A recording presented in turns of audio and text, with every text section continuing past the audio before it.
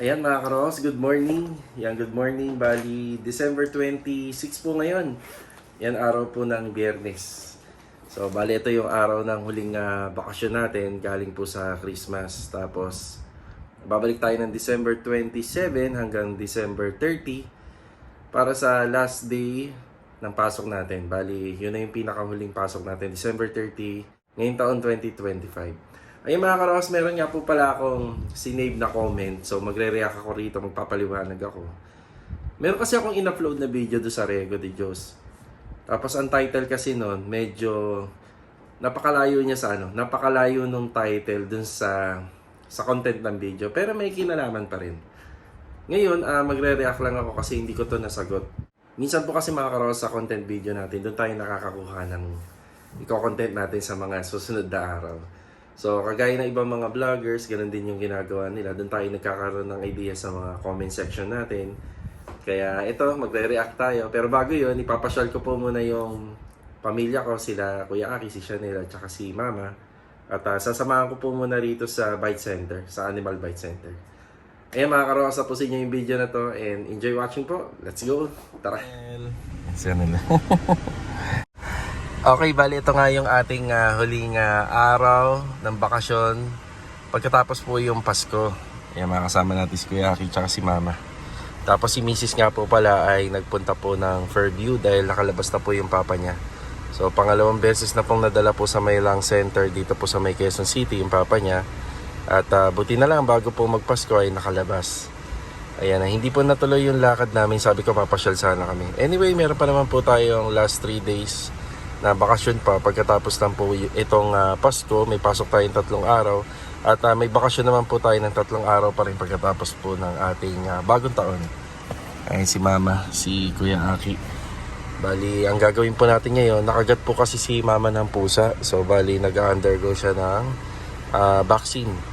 So para sa anti-rabies. So ihatid lang natin si Mama dito sa may Animal Bite Center, dito sa pinakamalapit sa may Bagtas lang. Tapos kakain na lang din kami ho sa labas dahil wala naman po si Mrs. At saka papasyal ko na rin po itong 2 bata. Sige na, pasok na rito. Maraming langgam. Okay. Okay, let's go. Tara. Galing tayong Istanbul bago mag-7-Eleven. Okay, sige. Doon sa may puno. Kumbaga sa Vista Mall kakanan ako. Oo. Then bago mag 7-Eleven. Oo. Sige.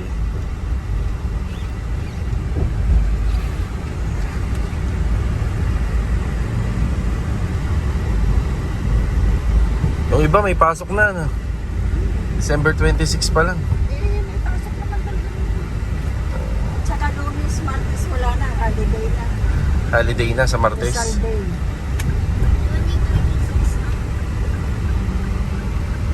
Pero yung ibang mga construction worker gumagawa na. Next Thursday, 26 na. 26. Ang schedule kasi namin tuwing taon-taon, yung 26 ibinibigay pa namin doon sa mga tao, gawa na may hangover pa minsan. Nasip. Oo. So bali itong 26 pahinga na nila.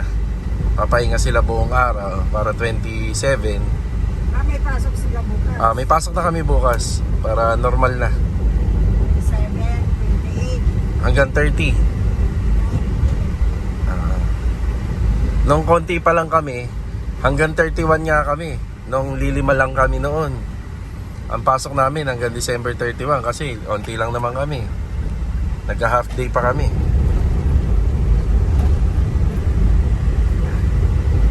Si Animal Bite Center. Ito. Bukas. Okay. Ayun yung paint center ni Kuya Johnny.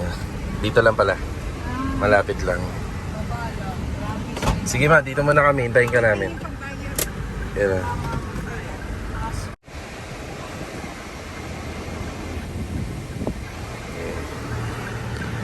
Bali, nakagat si Mama nung alaga namin pusa sa labas na madalas namin pinapakain ng umagahan, tanghalian, hapunan. Hindi namin inaasahan na kami pa nga yung nagpapakain, nakagat pa siya. So, ang kwento, Bibigay pa lang sana siya ng pagkain yata dun sa kainan. Biglang kinagat yung paa niya. Siguro hindi kaagad siya nakilala. So iba-iba kasi yung technique ng pagpapakain sa pusa eh. Siguro may pusa na kailangan tingnan yung itsura mo. Kasi nakatayo si mama nun, hindi siya yumuko. Parang inabot niya lang ng konti sa lapag. Hindi siguro siya namukhaan. Eh yung pusa kasi na yun na pinapakain namin, parang wild yun. Pero medyo matagal-tagal na rin sa amin, buwan na rin. Kiyaki. Siya. Yan na. Hintayin lang natin si mama, mabilis lang naman daw eh, kasi wala naman masyadong tao. Siya lang yata mag-isa. And mga karos, dapat hindi po tayo magbablog ngayon. May naisip lang po kasi ako na tanong. Yung tanong na yon ay yung tungkol doon sa Riego de Dios project.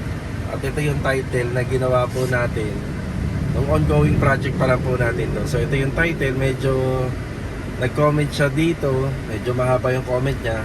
Actually, baka hindi niya po masyadong na-analyze yung buong video.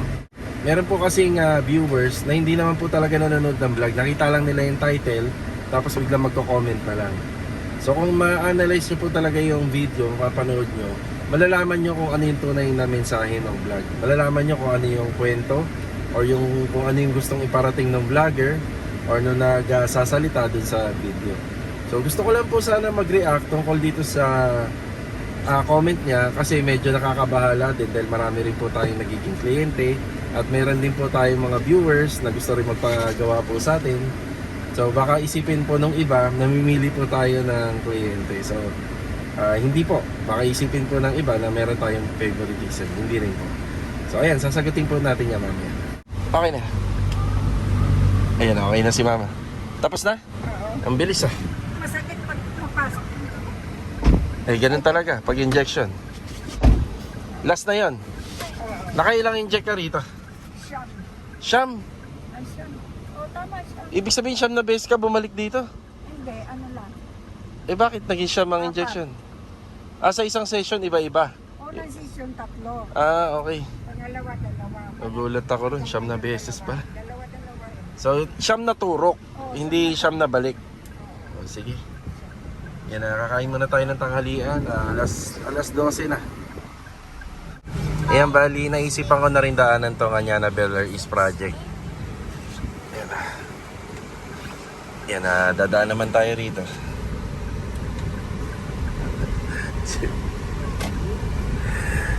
Daanan ko lang. Ayan si Chip. Magandang araw kay Chip. Yan na.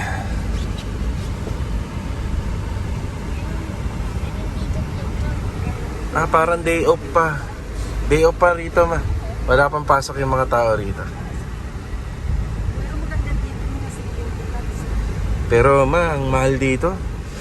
Kung may alam ka mas magandang area sa labas, ang 8 million mo, mas maganda bili mo na lang ng lupa at ikaw ang magpatayo. Oo. Magkano dito? 8 million? Oo. Wow. Ilang square meter ah? Minsan 100 square meter. Hindi. 100 by... Meron namang mas malaki pa. May 150, may 200. 136 square meter. Pero yung floor area, siguro mga 150 lang. Sa panahon naman na ngayon, talagang nagtaasa na. Kasi lalo na ngayon, nade-develop na yung area. Pero yung una kasi hindi pa. Kaya okay lang, medyo kayang-kaya pa. Pero ngayon lang kasi tumaas. Pero Wala pang 3. pero kung kumuha ka ng mga way in 2014, hindi pa umaabot sa ganun. Yan, bababa lang ako saglit. Yan, kulitin nyo muna yung lola niya. Sige, magtanong kayo na magtanong. Ito yung ating project. Ang laki na ng pinagbago ng harapan nito. From balcony sa handrail, pati dito sa fence. Lalo-lalo na siguro pag nakakabit namin yung service sa gate dito at saka sa carport. Yan, okay naman po yung bahay. Bali, bukas, alam ko schedule na to para sa installation ng cabinet or doon sa Makalawa. Bukas or Makalawa. Yan, magdedepende pa rin po tayo sa schedule nila Master Batang. Okay naman yung unit. Tapos ayun, gawa na po yun. Ayan o. Ayan na namasilyahan na tapos napinturahan na ng primer yan. Tapos yung pinaka dito rin din sa may ilalim. So okay naman po. Yan, shoutout nga po pala sa mga butihin nating guard dito yan sa OIC. Ito lang ho kasi yung project na outside yung contractor na gumagawa, kami lang po. Yan, binabantayan naman po nila na maigi. Tapos silyado naman po yung mga may butas natin. Siya nga pala kaya wala na pong harang yon. Ayun, walang harang yon. Dito ho kasi kami nagharang. Ayan, yung papasok na yan. Yan, may harang po yan. Alright, yun lang po. Tara. Sige na, baba na. Okay. Hanap lang ako ng parking. Dito daw, puno. Tokyo.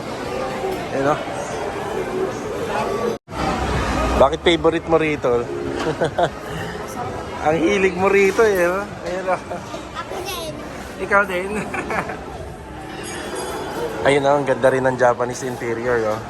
Sana may magpagawa rin sa amin ng ganito. Modern. Ayan o. Sa Tokyo to, ito yung interior design. Chanel. Hello. Ayan na, order.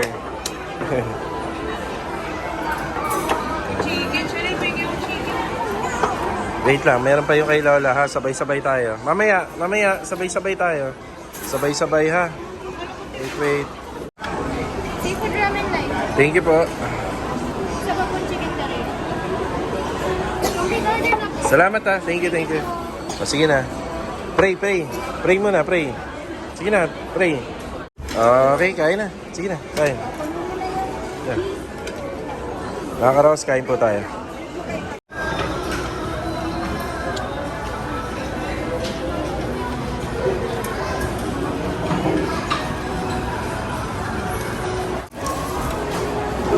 Sarap. Ika dyan ha, Chanel ha. Ubus mo yan? Ubus na lang. Kaya niya ubusin yan? Aki only rice pala yan. Sa kanya lang po isa. May ikaw gusto mo pa? Hindi na. Isa lang po. Sabihin mo. Thank you. Okay. Yeah. Oh, meron pa isa. Ayan na. Wow! Daming ticket ah. Ayan. Oh, lucky.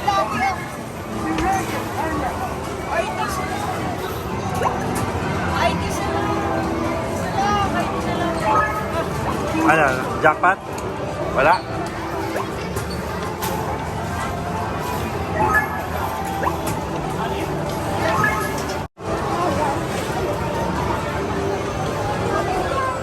Ayan. Tara. Ticket pa. Ayan. Tara na. Let's go. Tara. Ice cream. Tingin nga. Chocolate. Ciao. Hershey. Sobrang lamig. Malamig.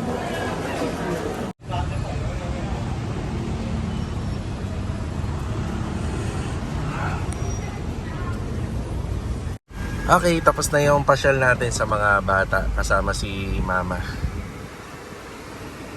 Ayan na. Tayo.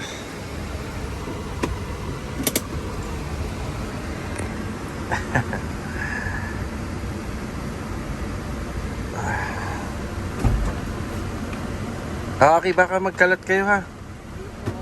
Si Chanel mo, bantayan mo ma. Andungis na ng mukha mo. Oh, andungis na. Makita. Oh. Okay, tara. Sana hindi umulan. Bale, ito mga karos, nakauwi na tayo sa bahay. Nakatulog tayo. Medyo mahaba rin yung pahinga. Yung kape tayo.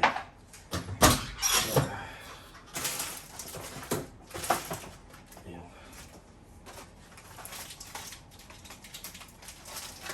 Siguro okay na rin na hindi tayo nakalabas or namasyal. Tama na rin siguro yung pasyal na yun yung ginawa natin doon sa mga bata. Dito kasi sa bahay, bihira tayo nakakapagpahinga eh. Nakakatulog ng tanghali or hapon. Iwa na maghapon yung trabaho. Ayan.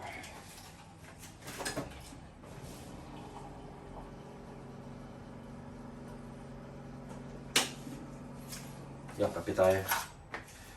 Ako po pag nagkakape, black coffee lang, walang asukal. Mas gusto ko nga sana yung Americano.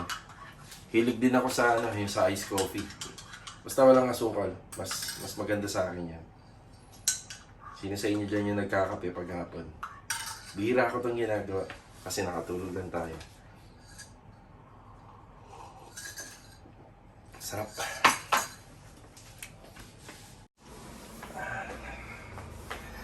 Ayan mga karawas, medyo nakapag-refresh na tayo. Yan, pinagpapatuloy pa rin natin yung kape. Medyo mainit pa. So, ayun nga mga karawas, gusto kong magpaliwanag. So, nagre-react ako dun sa comment ng isang viewers and subscriber natin. Patungkol po dun sa naging project natin dito sa Riego de Dios Project. So, maganda naman po yung comment niya. Kadalasan po talaga kasi mga karawas, kapag nag-shoot tayo ng video, may mga may mga bagay na rin tayo natutunan dun sa ibang content creator kagaya nila Sir Reg Vlog, nila Jamie Speak TV. Pero gumagawa pa rin tayo ng sarili natin originality. Kung paano po natin pinapaliwanag yung about sa house improvement, sa renovation, yung mga pang-araw-araw na napapanood nyo sa mga sa mga reality vlog or natural na kaganapan na nakikita nyo sa mga upload namin. Bali mga karos, unang-una po sa lahat, yung title kung bakit ganun, panghatak po kasi siya ng views. So sa amin naman po mga nagbablog or sa akin na lang. So para po kasi sa akin, ginagaya ko rin po to sa iba na yung kakaiba yung title ng content pero pag napanood mo, medyo malayo sa kalahati ng video yung patungkol dun sa title ng content. Bali para sa akin kasi parang panghatak siya kasi pag nakita yung thumbnail, parang naka-interesadong panoorin. So ganun. Kung talagang pinanood nyo talaga yung video na yun at inanalyze nyo, talagang ang pinapaliwanag ko dun is yung naging experience namin sa lugar. Hindi po namin sinasabi na yun ang pinakamagandang bahay na nagawa namin. Kasi naman mga karos, para naman po sa akin lahat ng bagay na ginawa namin or bahay na ginawa namin, maliit man o malaki, ay para sa akin lahat yun the best, lahat yun maganda. So sinabi ko lang dun sa title na ito yung pinakamagandang bahay kasi yung mga na-experience namin sa area at saka sa lugar. So yun po yung mas magandang paliwanag po dun. So ang hindi yung mismong literal na construction build or yung sa interior, exterior, or yung finishing, ang tinutukoy ko doon. So, ang tinutukoy ko is yung subdivision in yung area. Ano-ano yung mga naging benefits, ano-ano yung mga naging magandang karanasan namin habang nagtatrabaho po ron. Yun ang pinapahiwatig po ng vlog na yun, ng araw na yun. Tapos yung tungkol naman po doon sa bakit lagi yung binablog araw-araw. Kasi pagka finishing na talaga yung trabaho, mas interesado ang mga nanonood na ipakita mo yung mga magagandang improvement, magagandang design, or magaganda pong mga nangyari na or nagawa na dun sa project mo. Kasi minsan may mga viewers talaga na parang shortcut na yun. Ayaw na nilang alamin kung paano ginawa, ayaw na nilang alamin kung paano yung proseso. Basta makita nila maganda. Maganda na kagad. So, kaya po siya lagi pong binavlog na araw-araw. Basta pag malapit na kami sa mga finished project, halos araw-araw niya na siya makikita talaga. Kasi nandun po talaga yung mga tinututukan ng viewers. At saka mas marami tayong natututunan doon. Tapos mas marami rin tayong naibibigay at nababahaging details na mga presyo. Minsan may content tutorial pa. Kasi sa mga finishing kasi, nandyan po yung mga magagandang materyales at saka yung mga mamahaling materyales. So, dinidiscuss din natin doon kung magkano bili, paano ginawa. Tapos dinidiscuss din natin doon kung ano-ano yung mga klase ng materyales. So, minsan ho kasi, may mga pagkakataon po sa vlog na dapat po talaga na nakatutok tayo lalo-lalo na kapag mga finishing. So, alam naman po yan ng ibang manggagawa at saka nangungontrata at contractor. So again, nagpapasalamat po ako dun sa nag-comment. Sana po yung comment is para lang po sa kapakanan din po namin. So yung may matutunan po kami pero wag naman po sana ng negativity. Kasi Baka tumatak na lang po dun sa gustong mga magpagawa, namimili tayo ng kliyente, namimili tayo ng bahay na ginagawan, which is nagiging favoritism daw. Sana hindi naman po ganun. Actually, yung may mga bagay po talaga na may pagkakataon, hindi po talaga namin napupuntahan yung ibang mga project. Kasi minsan talaga medyo malalayo. For example, dito sa Lumina may 4 kami. Meron noon sa Riego, meron pa sa Garden, tas meron pa po sa Riego. Sa buong araw po, pag inikot po namin yan, talagang ubos yung oras. Minsan medyo traffic pa. Pagdating dito sa Paradan, mga alas 3 ng hapon, bandang pa alas 5 talaga traffic na, lalo na pag 4 wheels yung dala. So ito nga po pala yung, ulitin ko, ito pala yung naging project namin sa Riego de Dios. Yung finished project na namin sa mga hindi pa po nakakapanood. Ito na po yung full details ng renovation at ito na po yung before and after ng renovation. Ayan, maraming salamat po uli doon sa nag-comment nung bagay na yon. At ayan, ngayon lang po ako nakapagpaliwanag. Medyo buwan na din po yung lumipas simula nung nag-comment siya. Pasensya na, now lang ako nakapag-explain tungkol doon. Dahil hindi naman din madali talaga i-explain kagad. So ito, gumawa tayo ng reaction video tungkol doon sa comment na yon. At ayan po ang mga dahilan kung bakit ganun yung title ng video. Sa mga karaos natin na nanonood, kung sakali pong hindi nyo rin po naintindihan bakit ganun yung title, ayan, naipaliwanag na po natin na maigi. Sana naipaliwanag ko na maigi. Kung hindi man, kung kulang pa, ayan, comment na lang po kayo dito. At tungkol naman po pala doon sa mga nag-e-inquire, so syempre hindi po talaga namin pwedeng ipilit yung malayong lugar. Kung ano lang po talaga yung kakayahan namin ngayon para tumanggap ng trabaho, hanggang doon lang po muna. Mahirap po kasi na parang sugod tayo ng sugod dahil trabaho, opportunity, tapos kapag nasa mid na tayo ng trabaho, nagkakaroon na ng problema. Kasi nga, medyo malayo, hindi na natin matututukan. So, hanggang doon lang po tayo sa kaya natin. Para naman lahat po ng mga kliyente na tinatanggap natin dito sa Lee and Aki Builders ay masatisfied din naman po natin na hindi po sila mag-alinlangan. Bali mga karaos, yan lang po muna yung vlog natin ngayong araw po ng Biyernes. Ayan, December 26 ngayon. Ito po yung huling araw ng bakasyon natin, itong Christmas. So, December 24 nag-start yung vacation natin. So, last ngayon, 26, naka 3 days din tayo. Enough na rin na kahit papano, enough na rest day na rin yon. So, may abangan pa naman tayo na susunod na 3 araw pa. Yan, bago po magbagong taon at mga ilang araw pa doon sa bagong taon. Maraming salamat po ulit mga karosa. Walang sawa niyo po suporta dito sa aming channel. Again, nagpapasalamat ako doon sa nag-comment. Yan, shoutout sa iyo. Nagkaroon tayo ng content ngayong araw na to. Ayan na, kita-kita ulit tayo for my next vlog. Yan, God bless po sa ating lahat. Ito, paalam po muna. See you on my next video.